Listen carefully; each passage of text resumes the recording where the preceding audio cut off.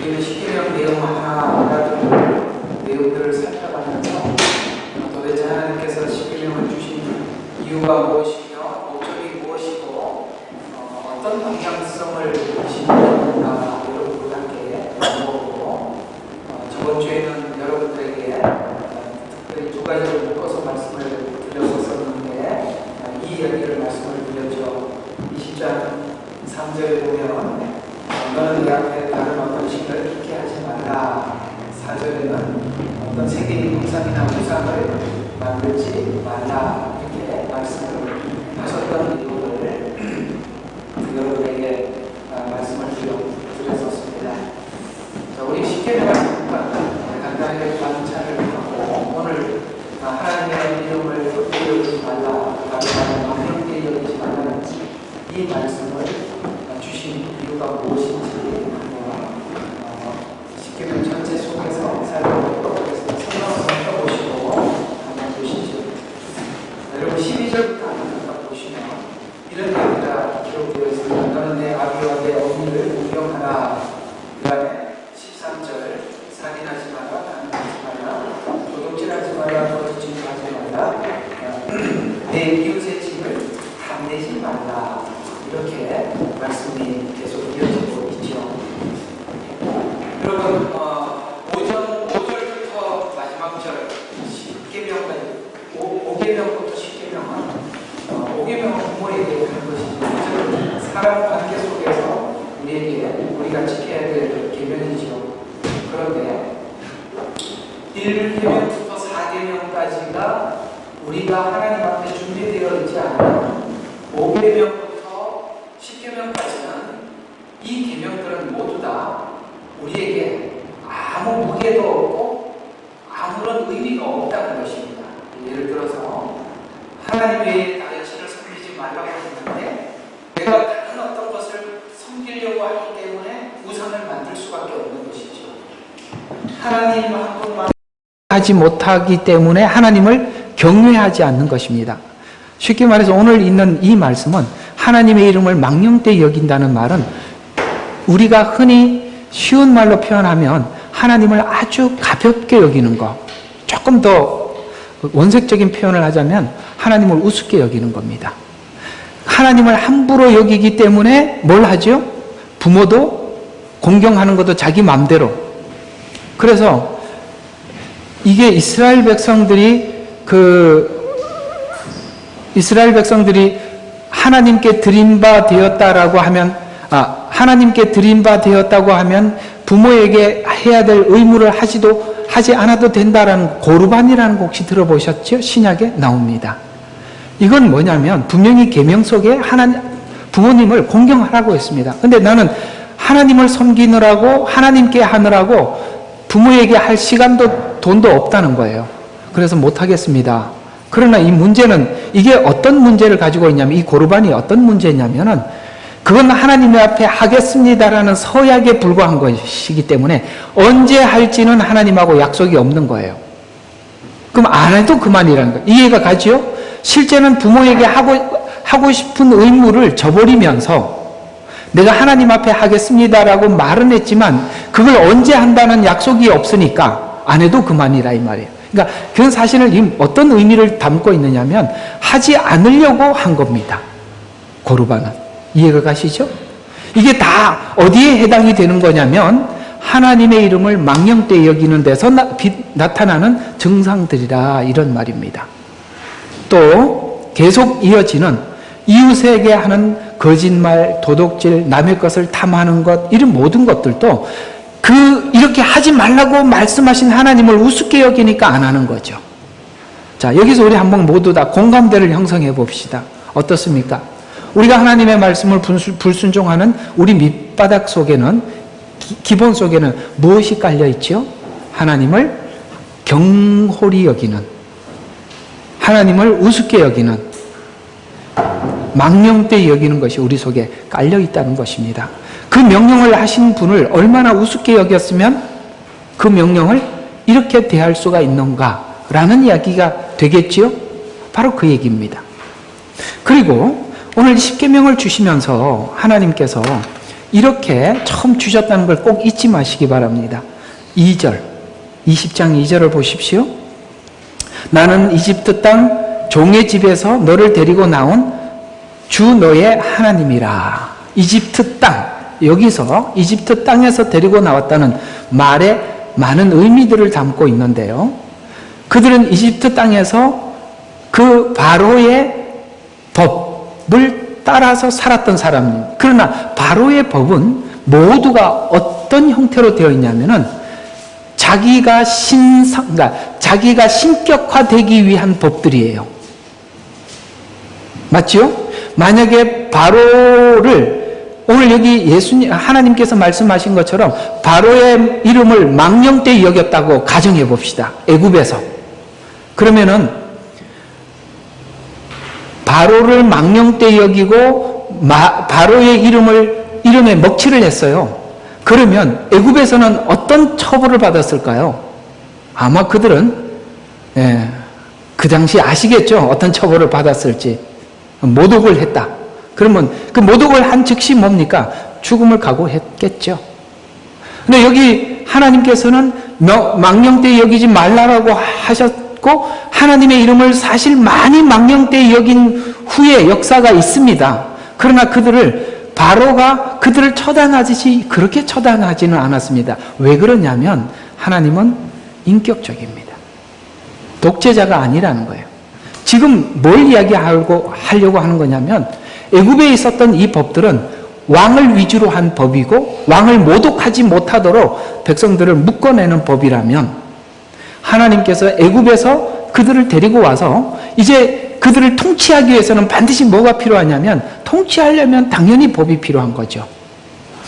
그래서 이 준 법들은 사실은 우리가 애굽식으로 생각하면 하나님께서 우리에게 억압하기 위해서 명하는구나라고 말라 이런 얘기들이 많으니까 억압하기 위해서 준 법이구나라고 생각하는 것은 마치 애굽에서 바로가 백성들에게 준 법을 생각하듯이 하나님의 법을 이해하기 때문에 억압이라고 생각하는 겁니다.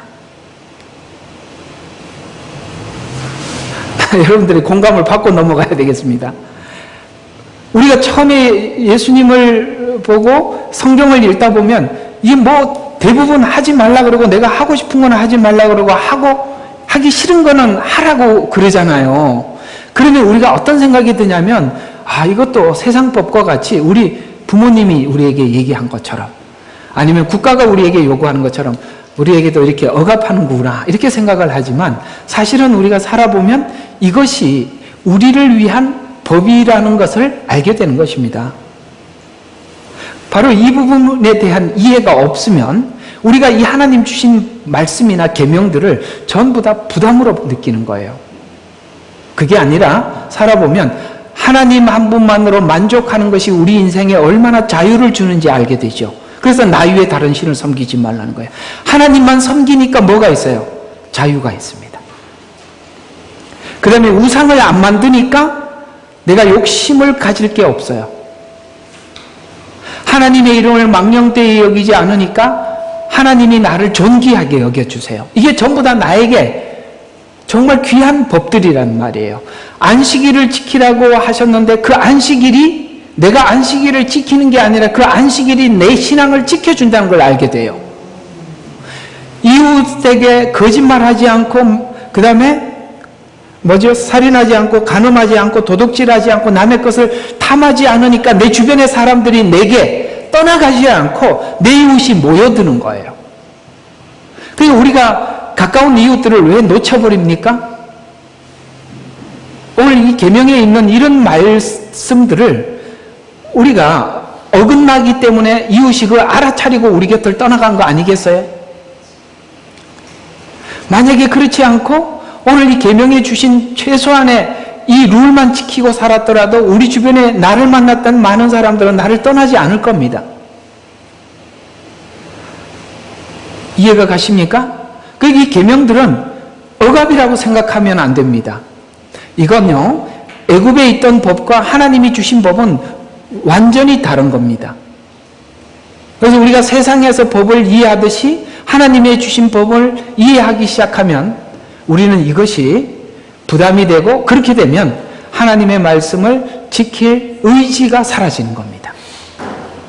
자, 그런 차원에서 오늘 하나님의 이름을 망령되이 여기지 마라, 헛되이 여기지 말라는 이 말씀을 여러분과 제가 한번 생각하면서 풀어가 보도록 하겠습니다. 이런 말을 적어봤습니다. 오 마이 갓. 여기는 그래서 오 마이 이렇게 마이 갓까지도 안 하더만요. 그다음에 우리 이제 한국에는 아이고 맙소사 이런 이야기 하죠. 사실 이 말들이 신성 모독의 말이라는 거 우리 알고 있는 거 아십니까? 그러니까 이게 나도 모르게 그게 남들이 그렇게 하니까 그럴 때마다 그냥 나도 모르게 툭 튀어나오는데 알고 하셔야 돼요. 이제 알았으니까 못하는 거예요. 맙소사, 오마이 이런 거 하지 마십시오. 이건 뭐냐면 하나님 왜 그러십니까? 하나님은 왜 그렇게 하지 마십시오. 이런 말이 그런 말이 시작으로 이 말이 나온 거거든요. 여러분 절대 이 말을 하지 마십시오. 근데 여기 있는 사람들 굉장히 이 말을 많이 하더라고요. 조금만 자기 오마이 이래가지고 먼저 그 얘기부터 하는데 이런 얘기는 정말 하면 안 되는 이야기들입니다. 이런 말들은 하나님에 대해서 개념 없는 사람들이 하나님의 이름을 계속 말로 망령되이 여기는 말이라는 것을 우리는 금방 이해할 수 있습니다. 하나님의 이름을 헛되이 사용하지 말라는 말씀은 십계명을 주신 방향과 맞추어 이해해 보면 애굽에서 살 때 속박을 받으며 애굽의 법을 지켰듯이 하나님이 주신 계명을 속박으로 이해하지 말라는 뜻입니다. 지금 조금 전에 여러분에게 충분히 말씀을 드렸었습니다.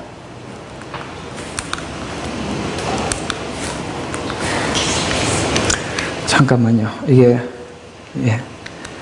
안 넘어가죠? 왜 이게 어떻게 이렇게 됐죠? 잠깐만요.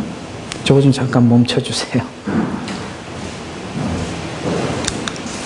준 것은 속박이 아니라 자유를 얻은 자들이 자유를 잃지 않게 하기 위해서 우리가 최소한 지켜야 될 규례들인데, 계명에서 무엇을 하지 말라는 말은 반대로 이렇게 생각을 해야 됩니다. 적극적으로 해야 할 일이 무엇인지를 강조하는 것입니다. 이걸 안 함으로 인해서 하지 말라는 뜻은 진짜 해야 될 일이 이것이었다라는 표현으로 하지 말라는 뜻이에요. 이해가 가시죠? 안식일을 지켜라 라는 말은 뭡니까? 안식일을 지키지 않을 때 우리에게 어떤 결과가 나타나는 줄 보잖아요. 우리가 신앙이 나락으로 떨어지고 이렇게 무너지는 시간들을 보면 가장 첫 번째 하나님의 예배를 경홀히 여길 때부터 시작했다는 것을 우리는 여러 가지 경험을 통해서 이해할 수 있습니다. 그러니까 안식일을 거룩히 지키라라는 앞에 거룩이라는 말까지 붙어 있다는 것은 그만큼 거룩한 거룩성을 놓쳐버릴 때 주일에 대한, 그렇게 되면 우리 신앙이 나락으로 떨어질 수밖에 없다는 거예요. 여러분 주일날마다 다음 주에 여러분들이 안식일에 대한 내용은 다음 주에 한 번 더 자세히 설명을 하겠습니다만, 이런 말들이 갑자기 딱 떠오르는데 이 안식일에 대한, 여러분 주일에 대한 이야기입니다. 어떤 분이 강남에다가 개척을, 여러분 강남에 개척하기가 참 어려운 거 아시죠? 거기는 금지된 설교들이 몇 가지가 있다는 것도 아시죠? 그런데 도저히 이분이 이제 개척을 하고 뭘 했냐면은 이런 걸 했어요. 저희 교회는 예배를 30분 만에 마칩니다. 이렇게 했더니 교인들이 막 엄청 모여들더라는 거예요. 그래서 많이 모여들어요. 정말 짧게 5분 스피치 할 정도로 짧게 메시지 전하고 끝나고 난 뒤에 동호회를 만들었어요. 산악회도 만들고, 그 다음에 낚시, 등산, 골프, 이런 걸 만들었어요. 그러니까 전부 다 차 뒤에다가 골프채 싣고 낚싯대 싣고 교회 와서 끝나자마자 모여가지고 등산 가는 거예요. 여러분 1년 만에 300명이 모였답니다. 이게 뭘 이야기하는지 아시겠습니까? 그들이 예배를 드리고 싶어요. 하나님을 모르는 건 아니에요. 그런데 이렇게 자유를 주는 교회가 없는 거예요. 그 교회가 모든 자유를 주니까 너무너무 그 교회에 빨리 모이게 된 거죠. 목사님은 이번 주에는 이쪽 팀 따라가고 다음 주에는 저쪽 팀 따라가고, 그러니까 교회가 참 금방 부흥하더라는 겁니다. 거기 뭐가 빠졌습니까? 거룩히 지키라가 빠진 겁니다. 여러분, 그렇게 지키는 주일 무슨 의미가 있겠어요? 왜 거룩히라는 말이 붙어 있는지를 잘 기억해 볼 이야기입니다.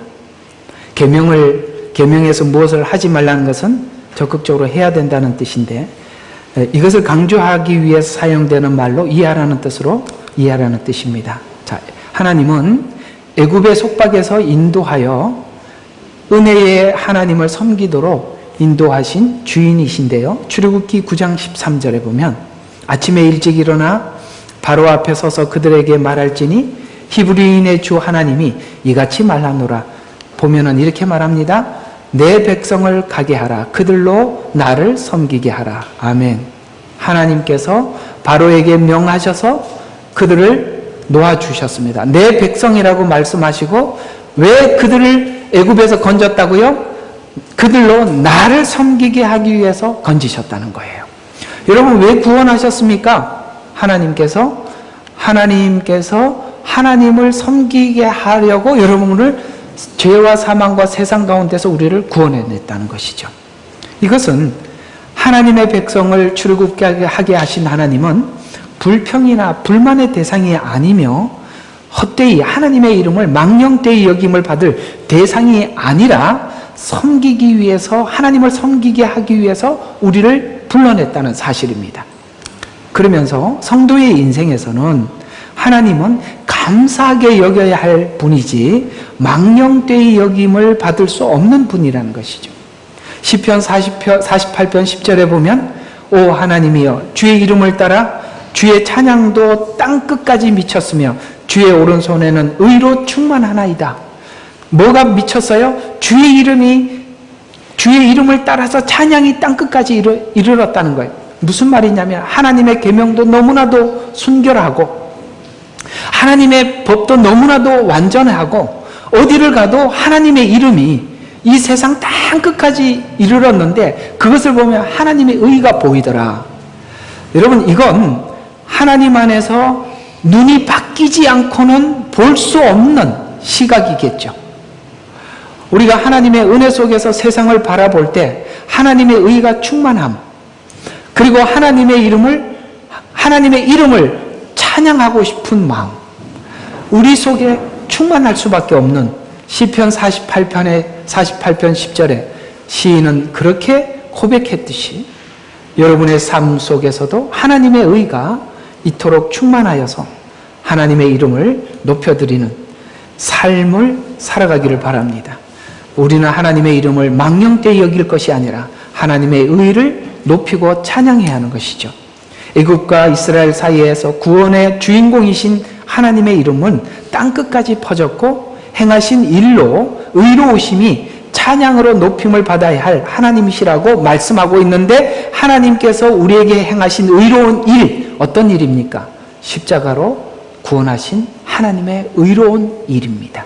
그래서 우리가 하나님의 십자가를 생각하면서 세상을 바라볼 때마다 우리는 이 모든 세상 속에 임하고 역사하시는 하나님의 그 의로운 십자가 사건으로 말미암아 하나님의 십자가를 통해서 나무를, 십자가를 통해서 숲을, 십자가를 통해서 하늘을, 십자가를 통해서 별을, 모든 하나님이 만드신 창조물을 바라볼 때 하나님의 이름이 보인다 이 말입니다.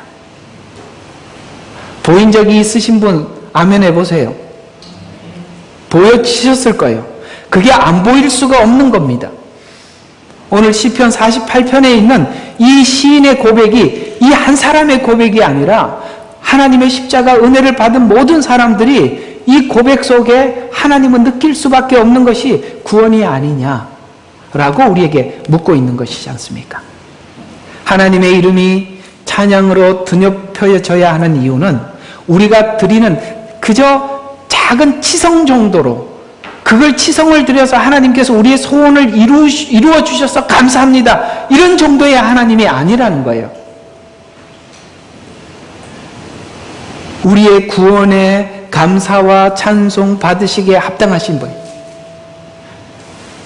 정말 우리가 하나님 우리 인생 속에 작은 어떤 우리의 기도에 응답을 해줄 수도 있고 우리를 잠시 기쁘게 해줄 수도 있습니다. 그런 정도로 하나님 그걸 받아갖고 하나님 고맙습니다 이렇게 받을 그럴 정도의 하나님이 아니라는 거예요. 예를 들어서 우리 애들이 그렇잖아요. 우리 시온이하고 시엘이를 키우면서 참 많은 걸 배우지 않습니까? 우리 애들한테 뭘 한번 사주겠다고 얘기를 하면 애들이 절대 안 잊어버립니다.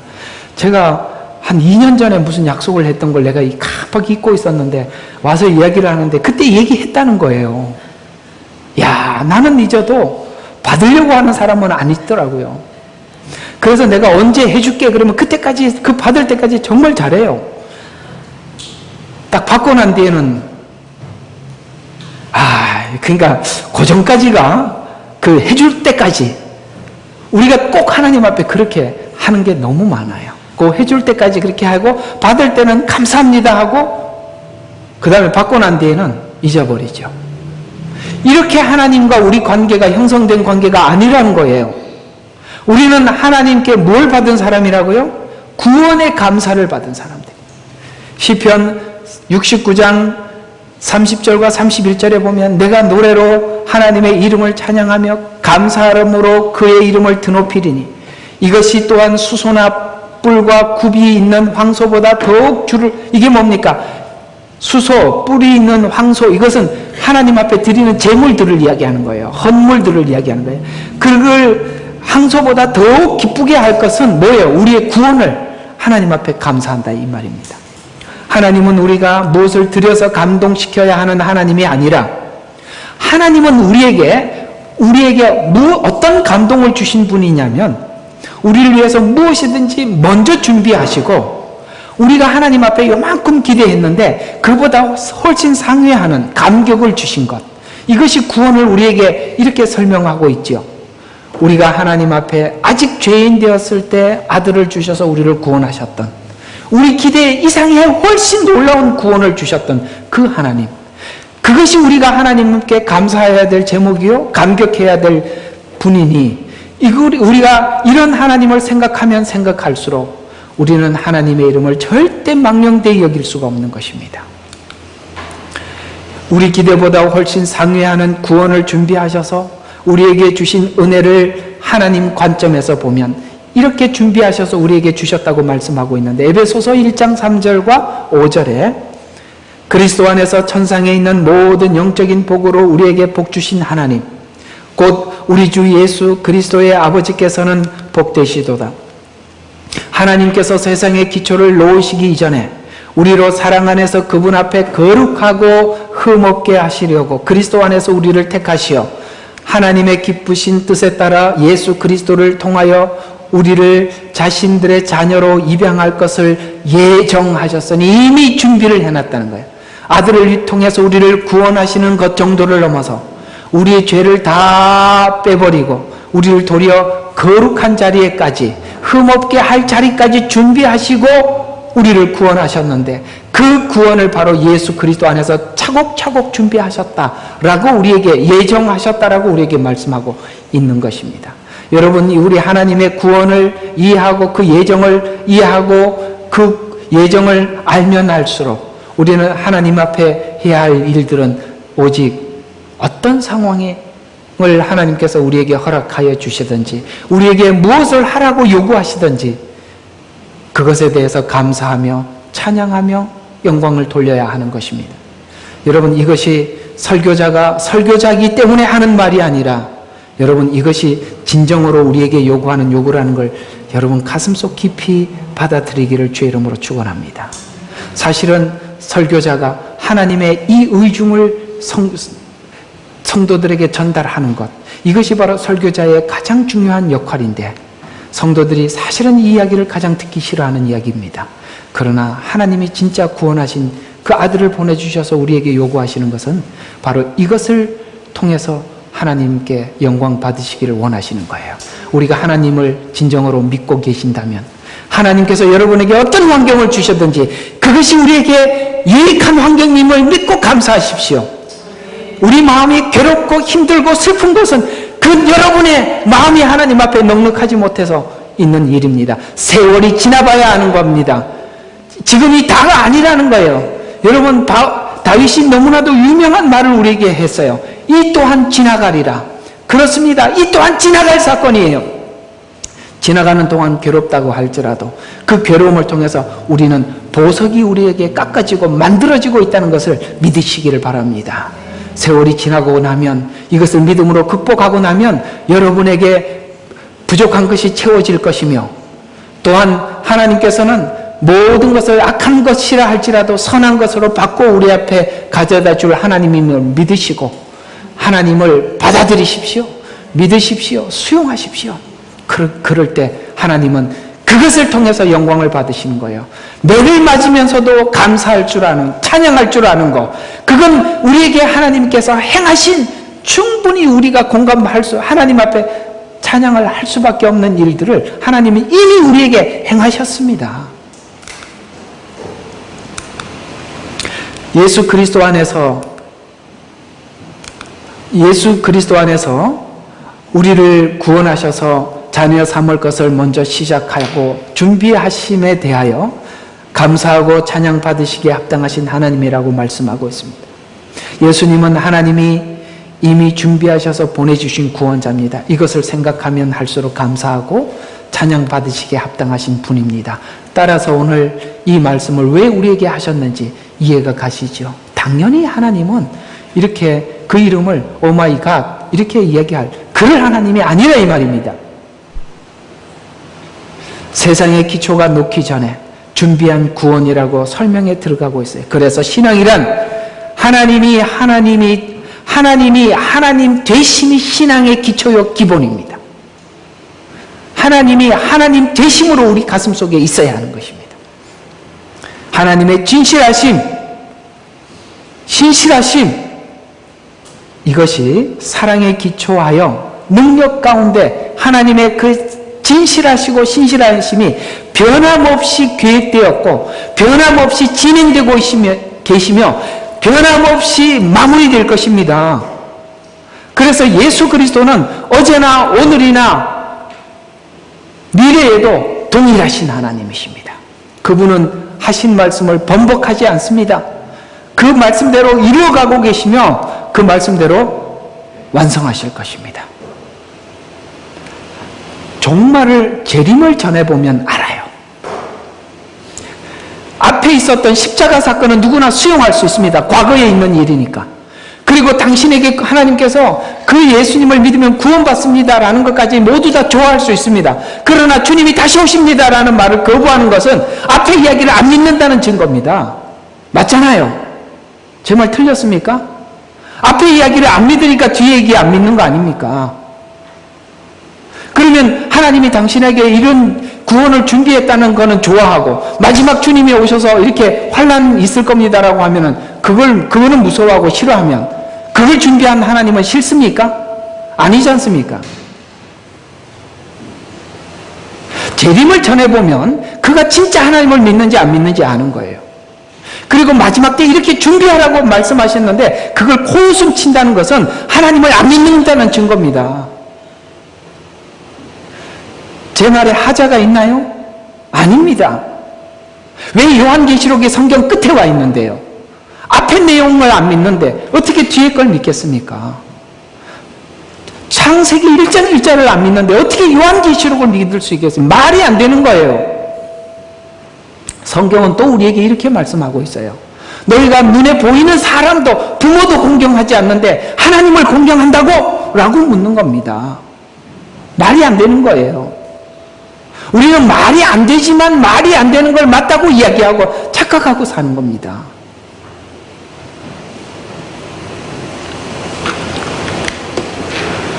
이렇게 살살 말을 해야 되는데, 그죠? 네. 참 안타까워요. 믿는다고 하면서 일부분은 믿고 일부는. 그건 뭐냐면은 정말 믿음도 이기적이에요. 자기한테 유익한 것만 믿어요.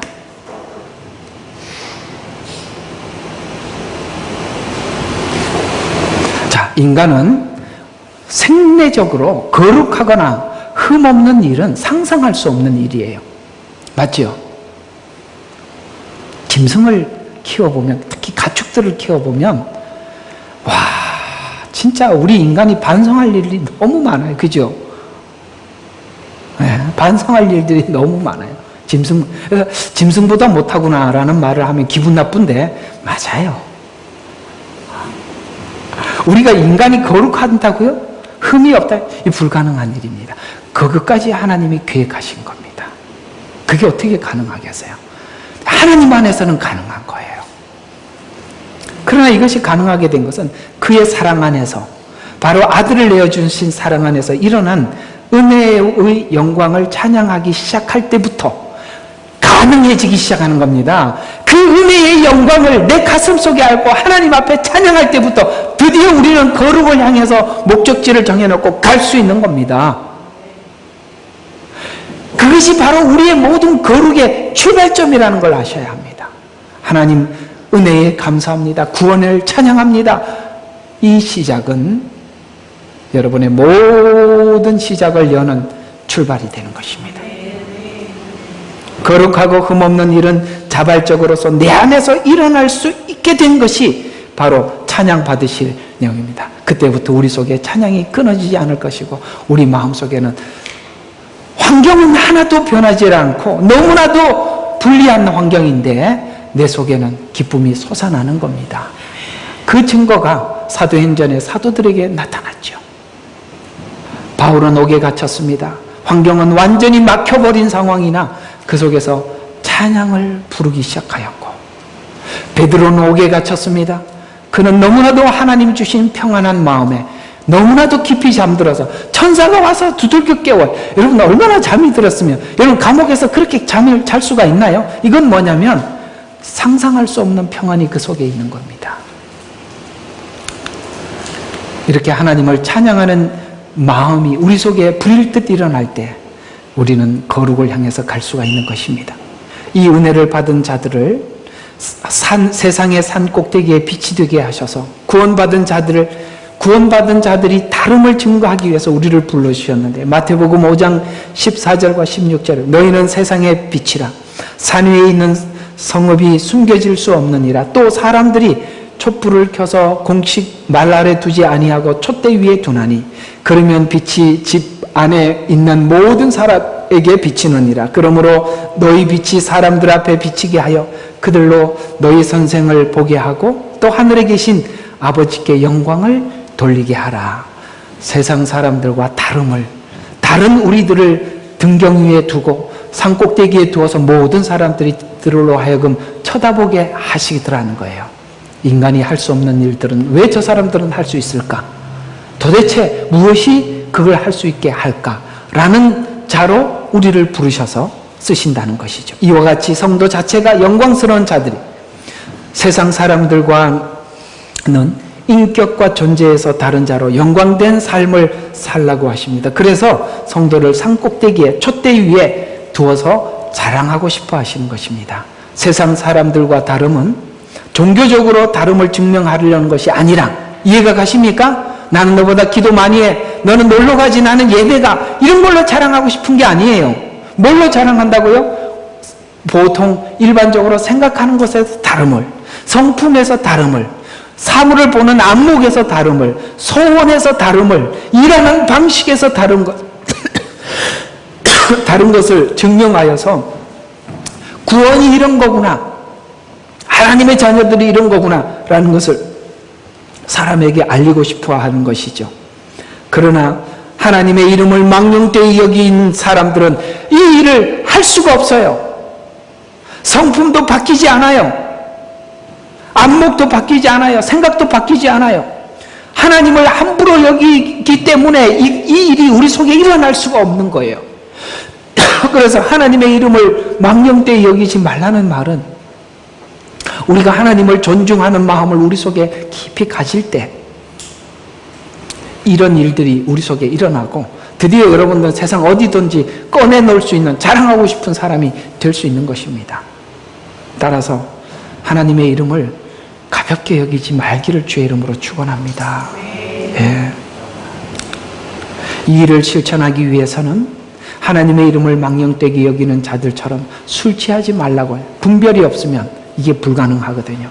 에베소서 5장 18절에 보면 술 취하지 말라 이는 방탕한 것이니 오직 성령으로 충만하라. 시와 찬송과 영적인 노래로 너희에게 말하고 너희 마음으로 주께 노래하며 곡조를 만들고 모든 일에 우리 주 예수 그리스도의 이름으로 하나님 곧 아버지께 감사드리며 복종하라. 무슨 말이냐? 시와 찬미와 영적인 노래로 너희에게 말하고 마음으로 주께 노래하고 곡조로 항상 만들고, 이게 뭐냐면 시편을 부르라는 거예요. 시편을 부르라는 거예요.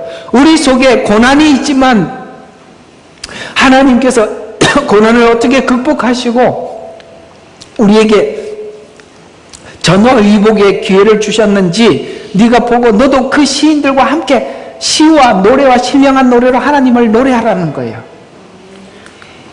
하나님께는 감사함으로 충만함으로 감사하고 찬양하고, 또 성도들과의 관계에서는 서로 복종하기를 하기 위해서는 술 취하지 말라는 말씀과 십계명에서 뭐뭐 하지 말라, 여기 뭐 술 취하지 말라, 그 다음에 십계명에서는 뭐뭐 하지 말라, 이런 말들은 같은 의미로 쓰여지고 있다 이 말입니다. 신약에서는 술 취하지 말라로 나와 있고 구약에서는 뭐뭐 하지 말로 구체적으로 기록되어 있다 이 말입니다. 자, 아까 다시 이야기했던 거 한 번 더 증거해드리면, 뭐뭐 하지 말라는 것은 어느 쪽으로 간다고요? 적극적으로 뭐뭘 하라는 쪽으로 갔다 이 말입니다. 그래서 성도된 중요한 핵심은 우리라는 존재와 우리의 삶의 모든 신앙 현실에 성실해야 하는데, 삶에서 하나님께 불평하는 것은 하나님에 대한 이해가 부족하기 때문입니다. 그러면 하나님을 망령되이 여깁니다. 그러면 하나님의 뜻에 따라 살 수 없습니다. 성실하게 산다는 것은, 성실하다는 게 뭡니까? 모든 상황에 따라서 엎치락 뒤치락, 쉽게 말해서 감정에 따라서 왔다 갔다 하지 않는 게 성실한 겁니다. 그래서 하나님 앞에 분명하게 깊은 대못을 박아놓고 거기에 딱 붙잡고, 거기다가 내가 붙잡고 있는 게 아니라 나 거기다 묶어놓고 사는 거예요. 그게 성실한 거예요. 상황에 따라서 왔다가 하면, 그거 하면 안 돼요. 답답하지요? 괜찮아요. 하나님 하실 거예요. 저는 하나님을 믿습니다. 우리 모두를 성실하게 만드십니다.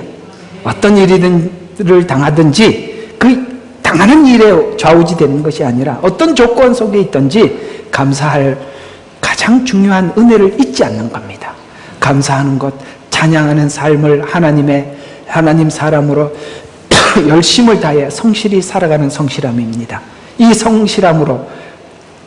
성실함이 연습되고 성숙되어져 가면 우리가 무엇이 넓어져요? 관용이 넓어져요. 관용은 모든 걸 담아내는 능력이에요.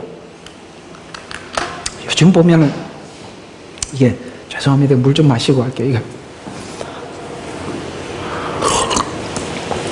요즘 보면서 느껴지는 게 이런 게 있어요.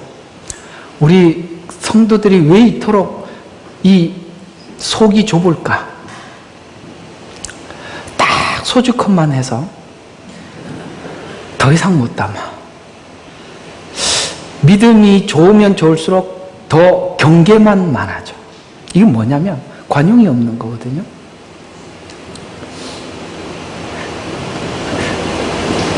진리만을 사수할 마음을 갖지 잃어버린 영혼들을 찾을 마음은 없어요. 그러니까 쉽게 말해서 자기가 자기 지키는데 급급하다 이 말이에요. 관용이 없어요. 좀 부족하고 아직 덜 떨어진 사람들을 기다려주는 넉넉함이 없어요.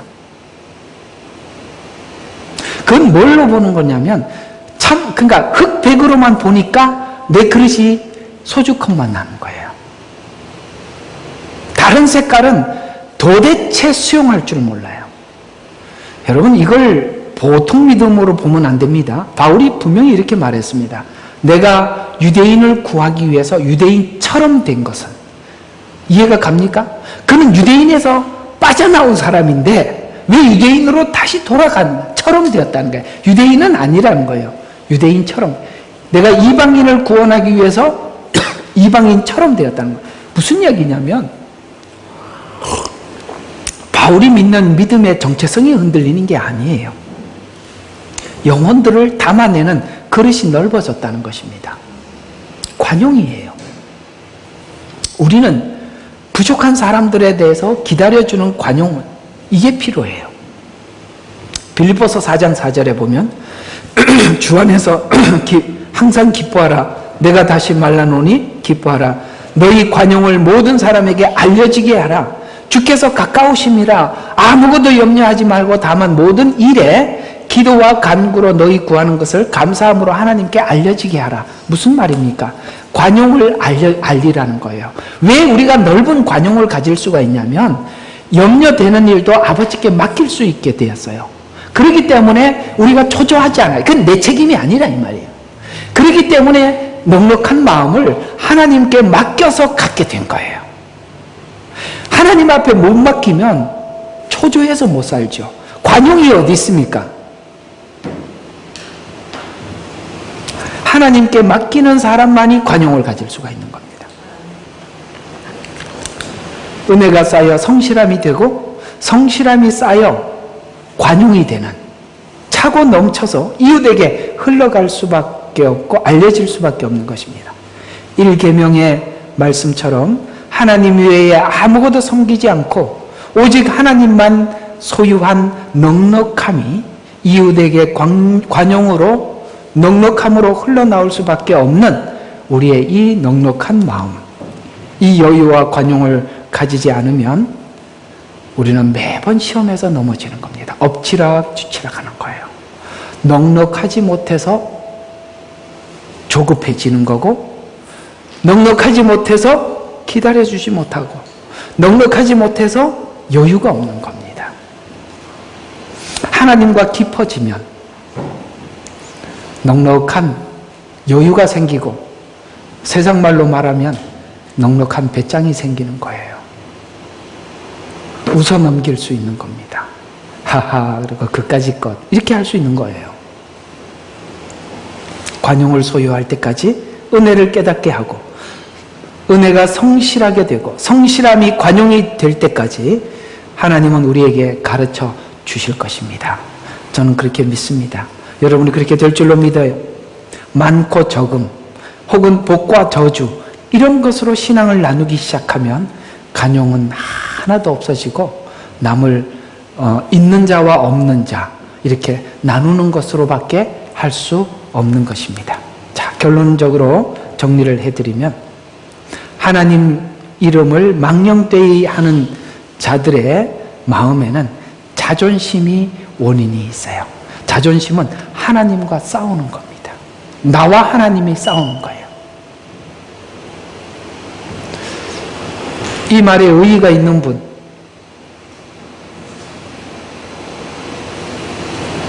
왜 하나님과 내가 맞서지요? 자존심 때문에 그런 겁니다.